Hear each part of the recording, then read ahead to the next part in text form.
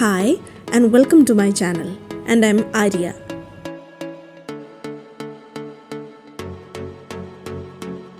We are still continuing with our Salalah vlogs, and if you haven't seen the previous ones, do check them out. Links will be in the description.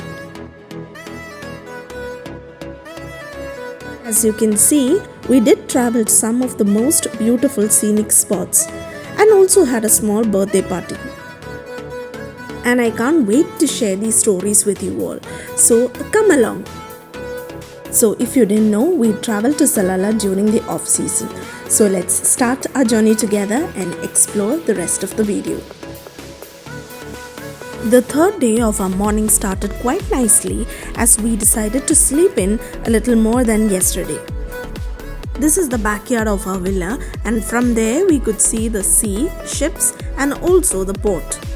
This view was something that I got to love every day, and also we could hear the waves breaking onto the shores. At times I used to think it was a rough sea out there because of the sound, but the sea seemed at peace. As usual, we had our breakfast and headed out for the day.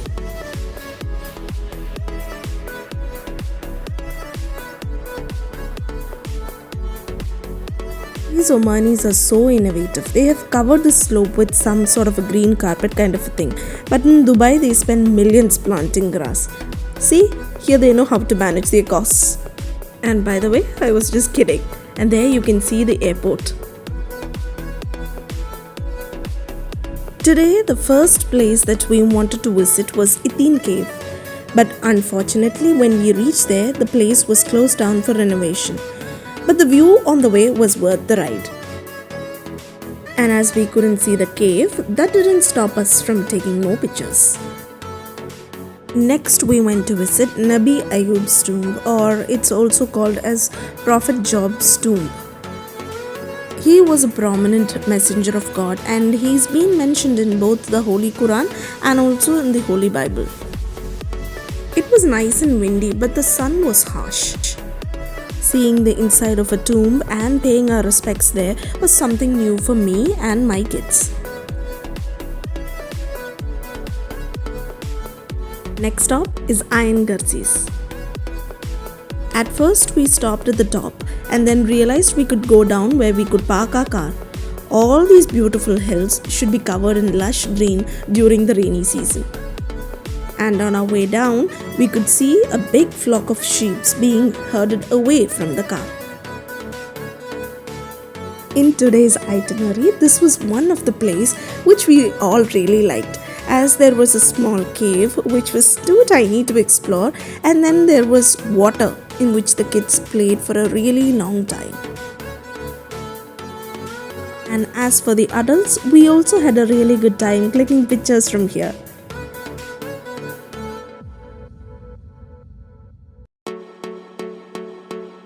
As the kids wanted to play in the water, their uncles decided to take charge, and both the dads were quite happy about it.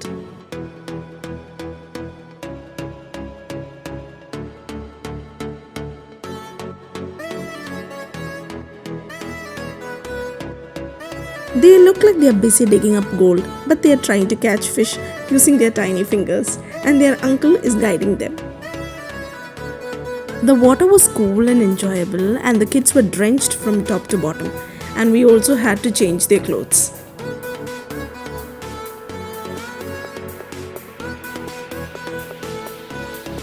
We had a long drive ahead of us, and we stopped at the gas station.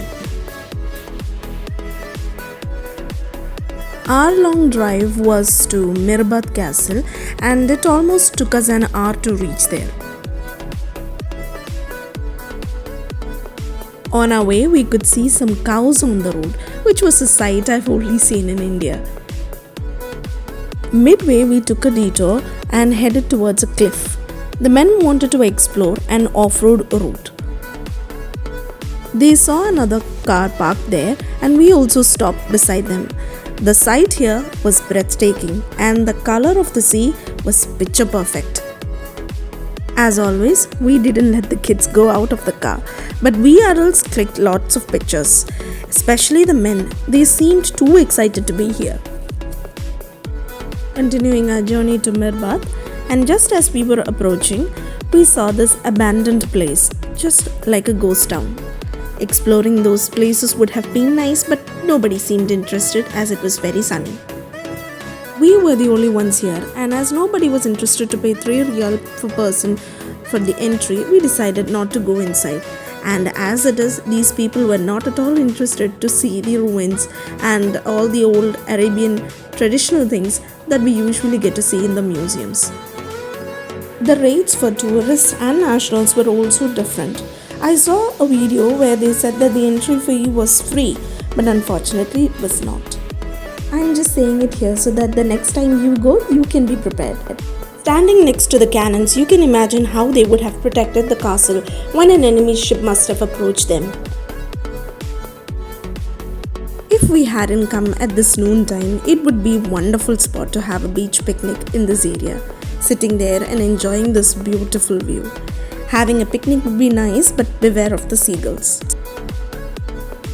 The boys had a lovely time playing on the beach as it was low tide and the water here was clean and clear, unlike our resort's beach.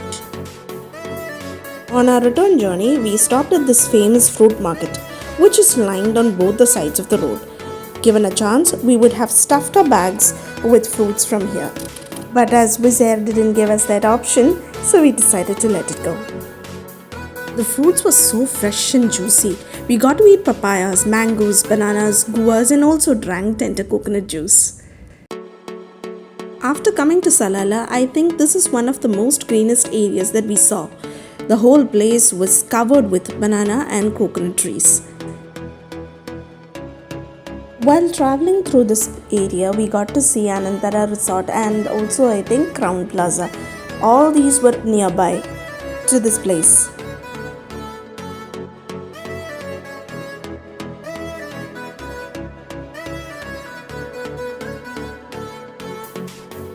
We stopped to visit a small farm. The kids got to see up close how the different plants looked. There was also a small canal through which water reached the different areas of the farm. Walking through this area really made us feel like we were back home in Kerala.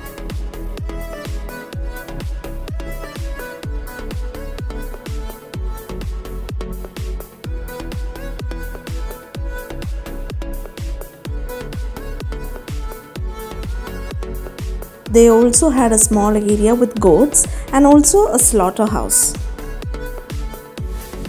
Next, we went to this beautiful beach next to the farm.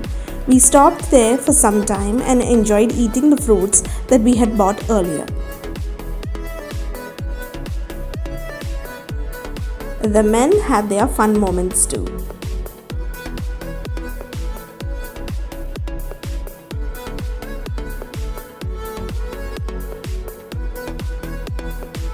That's a school, and this area overall looked very nice.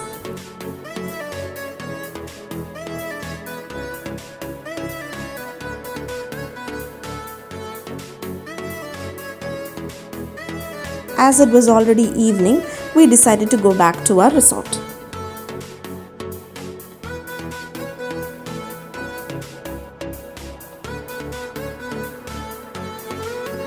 After having refreshments and freshening up, we all changed and took the kids to the pool.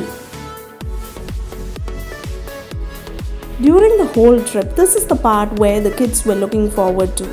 They just don't mind spending hours in the water. The only benefit of this was they will eat properly and sleep peacefully, which actually gave us mothers some me time where we were able to chit-chat after they slept. Later on, dads also joined in and we all had fun. After coming back, we all got dressed as we had to organize and then celebrate this little girl's birthday party. Men and Kutu were in charge of blowing up the balloons. We all then carried the cakes and balloons to this area near to the beach. As this area is usually used for celebrations, we could easily grab things that we needed. Even last evening there was a birthday celebration going on, so we could easily grab tablecloth and such stuff from there. All these were done with the permission of the hotel staff, please don't think otherwise. This pretty princess turned 6 at such a young age. She had a destination birthday, which I'm yet to experience. Maybe someday, fingers crossed. After the celebrations, these two got working on their punching skills. So if you liked the video, do subscribe and see you in the next one. Bye.